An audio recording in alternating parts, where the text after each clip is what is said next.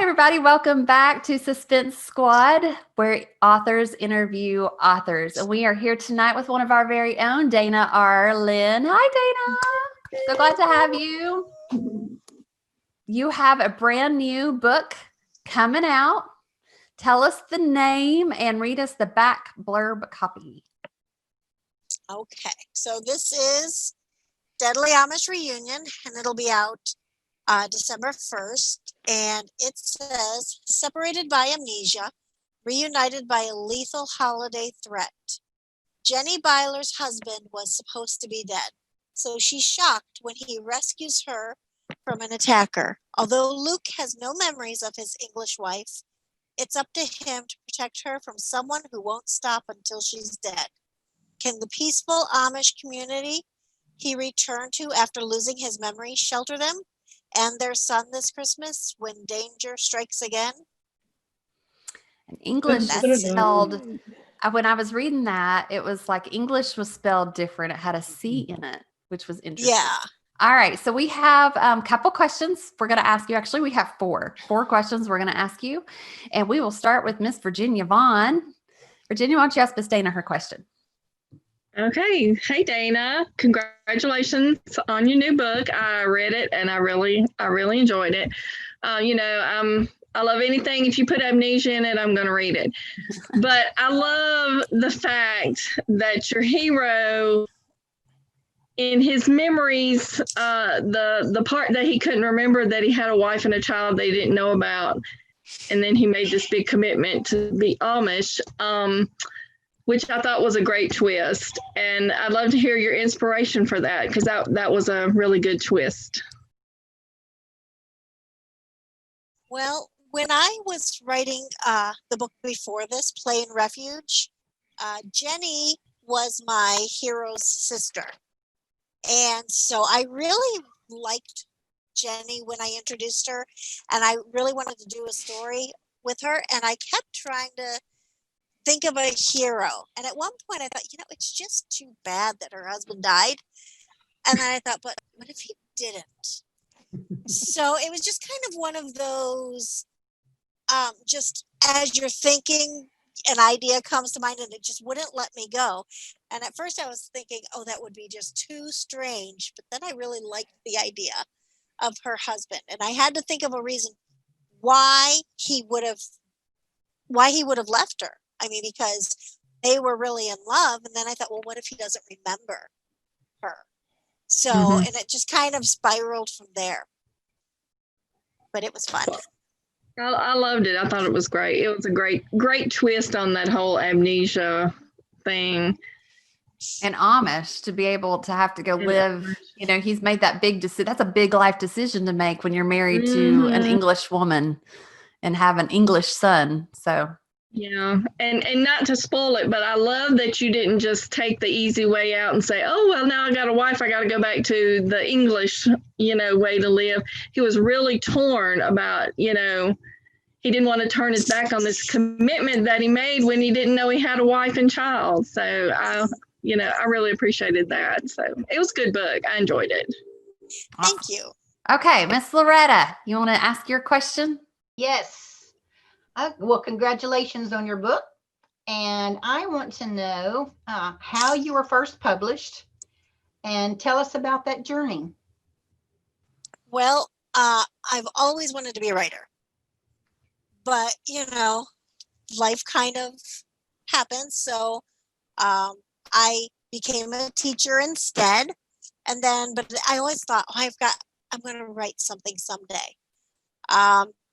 About the time when all of my kids were in school, 2013, I really started to think seriously about becoming an author again. So Harlequin had contests, they called pitch contests, and you would submit a chapter and a synopsis, and they'd pick, so many entries. So I entered a contest, So You Think You Could Write, in 2013. And although I didn't win, my book was one of those that got chosen. So I had to actually finish writing and turn in a full book. And that was the first time that I had the realization, hey, wow, I can actually write that many words and make it a story. So in 2014, Love Inspired Suspense had a contest. It was called The Search for the Killer Voice, which the um, I love the name of that pitch contest. And I entered that. Eight people actually were chosen out of the 21. So, and mine was one. I got my first contract on July 2nd, 2014, and it was really exciting. Wow, that's amazing. That's great. How many Yeah. books have you written now up to this point? 2020. Well, I am working on my 14th Love Inspired Suspense. That'll be turned in about, and I have 9 others. So 23. That's awesome. Wow. A lot. So, That's like a lot. 5 of them are novellas. And It's great. Still a lot. Mhm. Go ahead, Sami. Take it away with your question. Okay, so rumor has it you're not only a teacher, but you teach the deaf and hard of hearing, and that obviously you have to know sign language. So when and why did you decide to learn sign language? all right, this is kind of an odd story. I had decided that I was going to be an English teacher. And when I was a freshman in high school, I took a sign language class with my cousin just as something to do. And I found out that I was good at it. So it was kind of fun. But then I was sitting in English class one day, and it was my sophomore year English class. We were doing Shakespeare, and I just had the idea, how would you teach Shakespeare to someone who couldn't hear it? And so that's kind of what started me thinking about it. So I started delving into deaf education and sign language and deaf culture.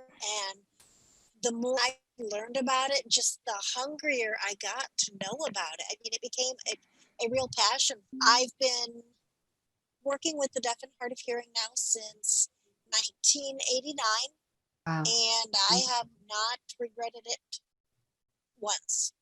Wow. I think even if someday I do end up retiring from my teaching and writing full time, I don't think I will drop that connection to the deaf and hard of hearing. It's been with me so long, and the people that I have met are just such a warm-hearted, fun group that, it's just a connection I don't see myself ever completely letting go. That's Nice. amazing. That's Very cool. cool. I love sign language. I think it's beautiful. Mhm. Yeah, I do too. I love it when it's done during worship time at church. When somebody does an interpretive sign during worship, it's just beautiful. All right, Darlene. Okay, so we know that every author has a certain process when they're writing their stories. Sometimes it may differ between one book to the next. So my question to you is, what was your process for writing this particular story? Well, when I start a story, I spend a few days or weeks or however long I need to thinking about my characters. I always start with my characters. I'm very character driven rather than plot driven. So once I knew I will look at Pinterest to find pictures of what my characters look like. I have a Pinterest board for every character. And sometimes there's just a few pictures. Sometimes there's a lot. Depends how much time I spend on it. Once I have my characters and I have an idea of how I want the beginning scene to start, then I just start writing. And I will write the first 3 chapters, and then I'll edit it and revise it until I feel like that's ready. After I do the first 3 chapters, I'll do the synopsis. And my editor almost always tells me that my synopsis just isn't long enough because I tend to be an organic writer. I tend not to know all the things that are going to happen in my book when they happen. For example, when I was writing this book, my villain changed in the next to last chapter. So I had to go back and I had to revamp all the stuff because Thanks. it was like the person that I'd picked to be my villain. Like, no, that person was not that evil. But this guy, this person, yeah. So I had to go back and change that. But anyway, so I'll do my synopsis and then I will go back and I'll read through and refresh the first 3 chapters again. Then I'll work on chapter 4 and 5. And then about the time I'll be getting an idea of how I want the story to end. I always have an epilogue. So then I'll go, once I kind of go as far as there, I see the ending, I'll go to the end. And like what I did with this one, I wrote the epilogue. And then I wrote the chapter before that. And then I wrote the chapter before that. And about that time, I start to see kind of the strings kind of attaching. So then I go back and I start writing forward. So it's a bit of a forward, backward, and finally come together. And usually this book, I think, had 16 chapters, I want to say. I had 16 in the epilogue. No, 17 in the epilogue. So probably about, I actually ended on the first scene of chapter 15 was actually the last scene that I wrote because I'd skipped around so much. And then I'll go through and I will just change things I need to change. Like, you know, I knew that I had to change things to make my villain, and that kind of thing. So it's I think pretty much every book I've written that's a full-size book has happened that way. I cannot write linear. I cannot write the whole book through. I've tried it. Kind of like a puzzle for you. I love you right now. Nope. Linear all the way. I'm gonna say Ginger writes like that too. Yes, she does. Dana, fist bump. It's kind of hard to fist bump through. Yeah. As you see me hitting the computer and it rolling off, that would be good. And the screen goes black, right? Well, Anybody else have anything for Dana? We got another minute. One more minute. Anybody else want to ask her a question? I have a question. Do you edit as you go, or do you edit after you write your first draft, like the whole thing? yes and no. Sometimes when I'm starting, I will edit as I go.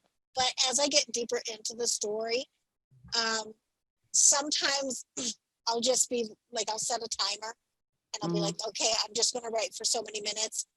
And I just type or I just dictate until I hit that timer. And then I go back. And what I find is funny is when I dictate, I really have to go read through what I dictate. You guys have seen some of my voice to texts and messages. They just don't match up. I remember I was writing one scene and the character said, it was in another book, the character said, "Who let that man into my house?" And voice text said, "Who let Batman in?" Batman.